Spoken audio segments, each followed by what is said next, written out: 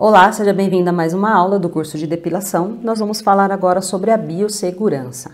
A biossegurança é algo muito importante que nós temos que nos atentar, porque quer dizer, relacionado a várias coisas do nosso trabalho no dia a dia. Não é simplesmente a questão de usar luvas, por exemplo. Tem muito mais coisas que implicam dentro desse assunto. E hoje em dia a vigilância sanitária e os órgãos de inspeção estão muito atentos para o nosso ramo de trabalho de beleza, porque esse ramo tem difundido muito, tá? No ramo da estética, depilação, micropigmentação, design de sobrancelhas, no geral. Tem se aberto muitos salões, muitos atendimentos, muitos locais de atendimento e clínicas. Então, a vigilância tem ficado muito atenta quanto ao nosso cumprimento com as normas de higiene e biossegurança. Então, nós temos que estar cientes dos cuidados que nós temos que ter no dia a dia. Então, a biossegurança é uma ciência interdisciplinar cujo objetivo é proteger tanto o trabalhador como o objeto do trabalho dos riscos inerentes à atividade do profissional. Entenda como objeto do trabalho o paciente, o material de pesquisa, o alimento processado, os animais e plantas tratados e o meio ambiente. E o cliente, né? Aqui está falando da biossegurança no âmbito geral. Tá? Porque a biossegurança, por mais que muitas pessoas não lembrem, ela está relacionada com todo tipo de trabalho, não só com o trabalho de atendimento pessoal como nós fazemos. A biossegurança ela tem que ser aplicada num laboratório, numa cozinha que está produzindo alimentos, num local que está numa indústria que está produzindo alimentos, num local de pesquisas, para preservação de quem está envolvido no processo e também no meio ambiente. Tá? O estudo da biossegurança para nós depiladoras e profissionais da beleza visa sempre a prevenção de riscos e acidentes ao profissional e ao cliente atendido. Então a gente tenta trabalhar da forma mais segura para que traga tranquilidade e conforto tanto para o cliente quanto para nós profissionais. As principais normas de biossegurança, agora eu vou falar a respeito delas e vou comentar e explicar algumas coisas. O principal, aqui todas são muito importantes, mas vamos começar aqui. Utilizar métodos de esterilização de materiais. Então, você precisa ter uma estufa ou uma autoclave. Eu sugiro que você se atente às normas de vigilância regionais, né, da sua cidade, do seu estado, até se você estiver fora do Brasil, em outro país, que você se atente às normas que regem a região onde você está inserido, porque isso pode mudar de local para local. Tem cidades, por exemplo, que as prefeituras toleram o uso de estufa de calor seco e em outros locais não é permitido. Em alguns locais eles exigem que seja uma autoclave. Esses equipamentos precisam estar devidamente bem cuidados, bem conservados e feita sua manutenção periódica, tá? Você tem que sempre chamar algum tipo de profissional, levar a uma assistência técnica para verificar se o funcionamento está de acordo, se está havendo uma esterilização efetiva ali com seu equipamento. O espaço deve oferecer instalações elétricas e hidráulicas em boas condições. Tá? Isso aqui é para as condições mínimas de você fazer o seu trabalho, certo? Para que tenha o suporte do seu material e tudo mais. Embora nós sabemos que para a gente usar uma termoceira ou até um micro-ondas, é simplesmente uma rede elétrica comum, residencial, já é o suficiente, tá? E aqui, com respeito às instalações hidráulicas, fala a respeito de limpeza de caixa d'água, esse tipo de coisa. A iluminação natural ou artificial adequada para o bom trabalho. O principal é que você precisa ter uma luz que você enxergue bem para fazer o seu trabalho de forma bem feita. Não adianta estar um ambiente super confortável, aconchegante, meia luz e você não conseguir enxergar os pelinhos que você tem que tirar da cliente. Então, a iluminação seria nesse sentido. O piso tem que ser de material resistente, impermeável e de fácil higienização. Então, é isso que precisa. Você precisa ter um ambiente que seja fácil de você limpar, que seja até permitido lavar, que você possa passar um pano com água sanitária, com as substâncias desinfetantes, né? Como água sanitária, álcool ou coisas do tipo. E possa também, de repente, até lavar com água e sabão. Porque esse local tem que estar bem higienizado e bem cuidado para que não ofereça nenhum risco para o seu cliente e também para você. As paredes e mobiliário devem ser lisos, duráveis, impermeáveis, laváveis e resistentes a soluções desinfetantes. A solução desinfetante que a gente mais usa, na verdade, nos nossos carrinhos e e materiais e os nossos móveis é o álcool 70, certo? Então tem que ser uma superfície como fórmica ou alguma coisa nesse tipo que possa ser resistente a gente fazer uma limpeza com álcool 70, pelo menos. Os produtos devem estar de acordo com a vigilância sanitária, né, com as regras da Anvisa aqui no Brasil, ou se você estiver fora do Brasil, com as regras que o seu país ou sua cidade ditam a respeito dessas normas reguladoras dos produtos, tá? No caso aqui, precisa ser um produto que tenha no rótulo todas as informações necessárias, como marca, lote, prazo de validade, conteúdo, país de origem, fabricante ou importador, a composição e finalidade do uso e o devido registro no Ministério da Saúde, né, da Vigilância Sanitária.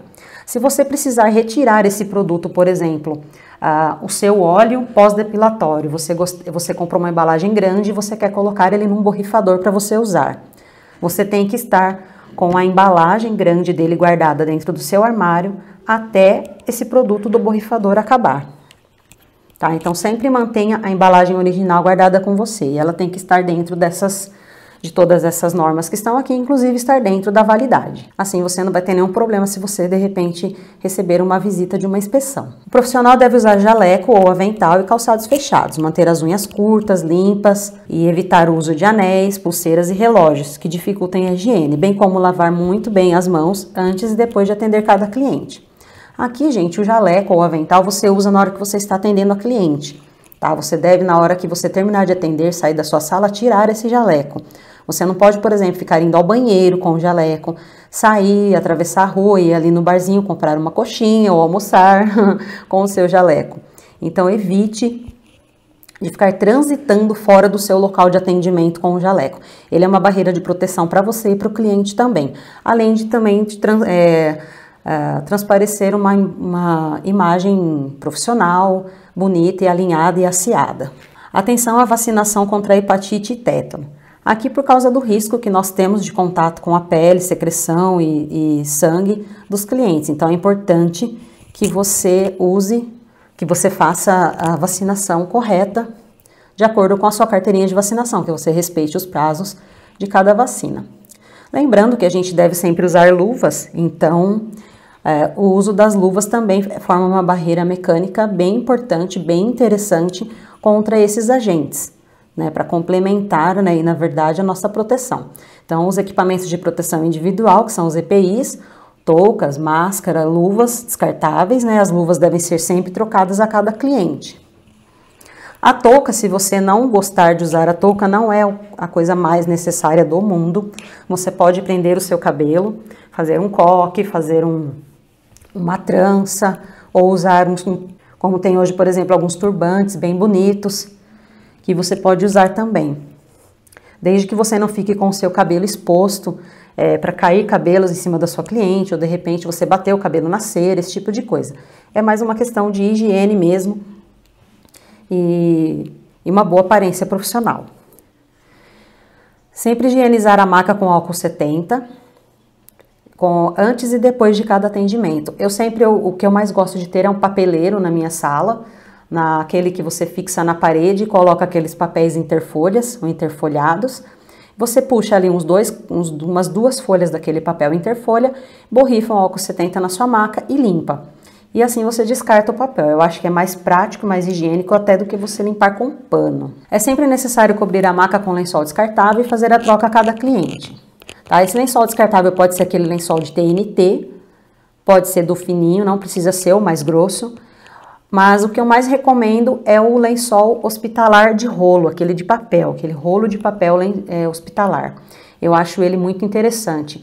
Embora você coloque o lençol descartável de TNT, ou você pode até usar um lençol de tecido, porque eu sei que tem tamanhos de macas que às vezes os lençóis você pode não encontrar o lençol descartável, você pode usar até um lençol de tecido, ou você compra o TNT naquele rolo grande e corta no comprimento da sua maca e faz o seu próprio lençol, mesmo sem elástico, e você por cima desenrola uma camada daquele papel de lençol hospitalar, para proteger esse seu lençol, principalmente se você está usando um lençol de tecido. Assim você consegue usar o lençol de papel por cima e você vai proteger seu lençol de tecido de cair cera e vai manter seu cliente também mais higienizado. Depois que você atendeu esse cliente, você joga fora o lençol de papel, né, o rolo de papel, você amassa e joga fora, e o seu lençol de tecido você pode retirar, colocar no cesto e depois colocar para lavar. Dispor de pelo menos uma toalha limpa para cada cliente. Não é em todo atendimento que você vai precisar de uma toalha limpa, mas em alguns casos você pode precisar de toalhas. Por exemplo, quando você faz um banho de lua,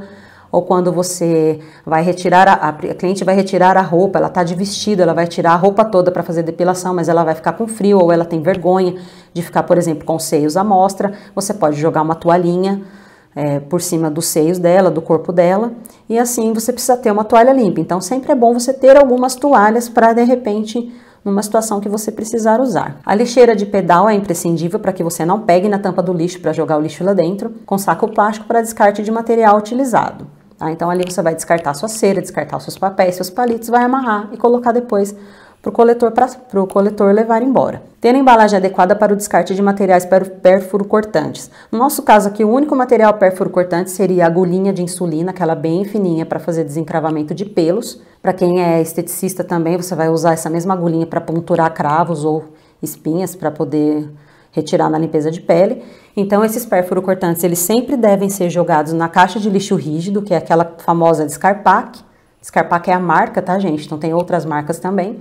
E lembre-se sempre de não reencapar esses perfuro-cortantes, porque no momento de reencapar, você pode furar seu dedo, perfurar seu dedo com a agulha já contaminada, né, ou já com a presença do sangue da sua cliente. Ter um local adequado e com privacidade. Você precisa ter uma sala separada para atender a sua cliente, para ela ficar à vontade, tranquila e bem instalada, e lembrando que dentro desse local tem que ter todas essas regras de higiene que a gente já citou, né, de limpeza dos materiais, limpeza do chão e tudo mais.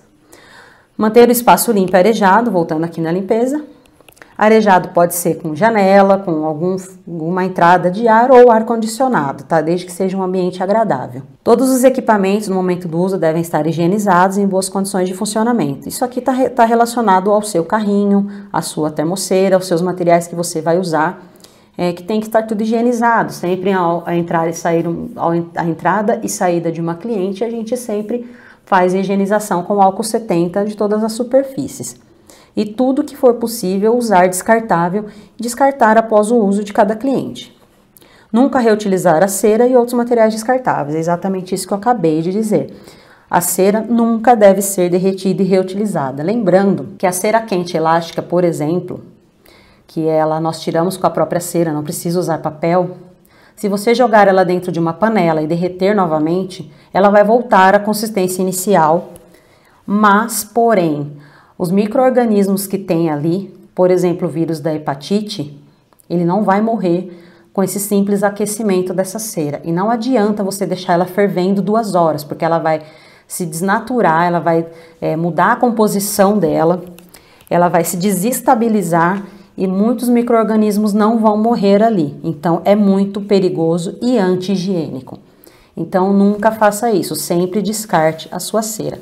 Tem até alguns locais que a profissional costuma pegar essa cera num saquinho separado e usando na cliente, descartando naquele saquinho, amarrar o saquinho e entregar para a cliente, ela mesma levar embora e descartar, que é para a cliente ter certeza de que aquela cera está sendo descartada e não está sendo reutilizada. Eu já falei isso para clientes minhas, mas como as clientes da gente acabam tendo muita confiança no trabalho da gente, elas acham desnecessário levar esse saquinho de cera embora. Mas, de repente, em alguma situação, pode ocorrer a necessidade de fazer isso e há profissionais que fazem dessa forma. Só estou aqui falando mesmo a título de informação. É importante também que a gente conheça várias leis federais e tem aqui algumas coisas para vocês pesquisarem, para vocês darem uma olhada na internet, para vocês conhecerem a respeito dos direitos que as pessoas têm, por exemplo, quanto à lesão corporal, negligência do profissional, imprudência, imperícia. Então aqui tem várias leis que se você jogar pelos nomes nesse site do Planalto, do governo do Planalto, ou até se você consultar pelo Google, vai cair dentro desse site, você consegue ter todas as informações a respeito de várias leis que envolvem o trabalho relacionado ao ser humano no geral, não só exatamente sobre o depilador e o cliente. Tem também algumas leis importantes que você pode consultar, que essa lei do dia 18 de janeiro de 2012, que é a 12.592, ela regulamenta, é uma lei que é relativamente nova, assim, porque ela foi modificada, algumas coisas nelas foram modificadas, regulamentando a parceria, né, entre salão e profissional, e clínica e profissional. Porque a maioria dos profissionais da nossa área, da beleza, eles são profissionais autônomos que prestam serviço em algum local. A maioria não é registrada em carteira no regime CLT pelo salão ou pela clínica. Então já houve muito problema há pouco tempo atrás a respeito de um profissional sair do salão de beleza, desvincular do trabalho no salão de beleza e processar o dono do salão alegando algum tipo de vínculo empregatício. Então essas leis elas foram atualizadas e tem tudo estabelecido dentro dessa lei aí, 12.592, que eu acho que é título de informação, se você for exercer trabalho em algum local, ou se você tem um local e vai colocar pessoas para trabalharem com você, lá tem exatamente todas as regras a respeito de pagamento, de comissão, de questão de horário e outras liberdades e restrições e obrigações de um para com o outro. Eu acho bem interessante você saber. A Lei 13.643, de abril de 2018, fala também sobre o exercício da profissão de esteticista, ou cosmetólogo e técnico em estética, se no caso você for formado em alguma dessas áreas aqui, de esteticista, seja a nível universitário ou nível técnico, tá? Também é interessante você obter informações através dessa lei e ver exatamente o que você pode fazer, o que você não pode fazer, tem todas as regras bem direitinho lá. Então você pode consultar várias leis que você tiver interesse nesse site, no planalto.gov.br. Ou você pode buscar no Google pelo assunto, que você vai encontrar bastante informação. Então essa aula fica por aqui e até uma próxima aula.